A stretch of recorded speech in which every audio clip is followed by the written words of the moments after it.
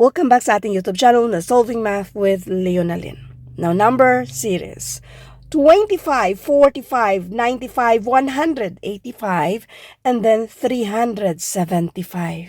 In fairness, lahat sila ay divisible by 5. So, ano kaya ang pattern dito? Ulitin ko, yung mga number series, or by the way, ang tawag talaga dito ay number sequence.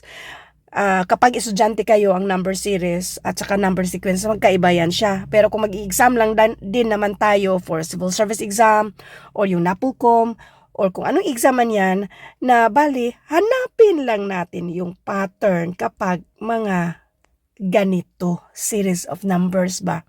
So, kung ano yung hinahanap dito. Pattern lang, ibig sabihin, mag-guess lang tayo, hulaan natin yung pattern. So, dahan-dahan siyang umakyat. Pwede namang i-multiply natin ito kasi kung si 25, idoble natin yan, 50 man yan. Minusan lang natin ng 5. Ito namang si 45, pwede nating idoble siya. Malapit din naman yan siya sa 95.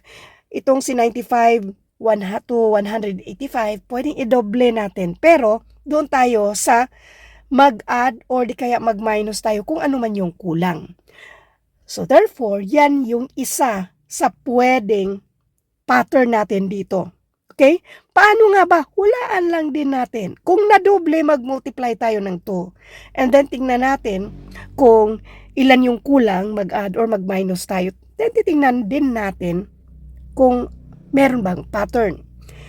So ngayon, 25, i-multiply ko ng 2 ito, that will be 50.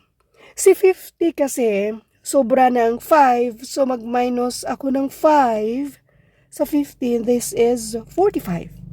So, si 45 to 95, i-multiply ko ng 2, that is 90. Now, 95 man yan, so addan ko ng 5, that will be 95. Si 95, kung i-multiply ko siya ng 2, this is 190.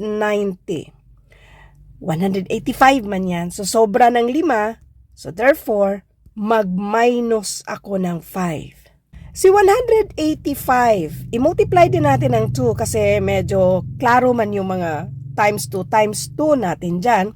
So si 185, kung i-times 2 natin yan, this is 370. Now yung nandito 375 man yan, so addan natin ng 5. Meron ba kayo napapansin? May pattern na tayo. Lahat ng yan ay merong times 2. Pero, alternate, mag-minus tayo ng 5 or mag-add tayo ng 5. Pero lahat sila times 2. So, yan na yung pattern natin.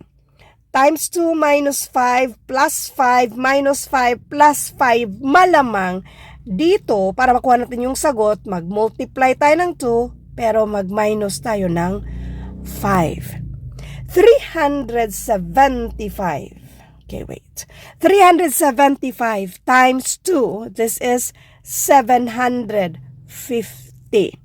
Now, since alternate yung 5 natin, mag-minus tayo ng 5 sa dito sa 750, and this is 745. So, therefore, ang sagot dito ay 745. Thank you for watching and all. I hope na meron kayong natutunan sa videong ito. Thank you and God bless.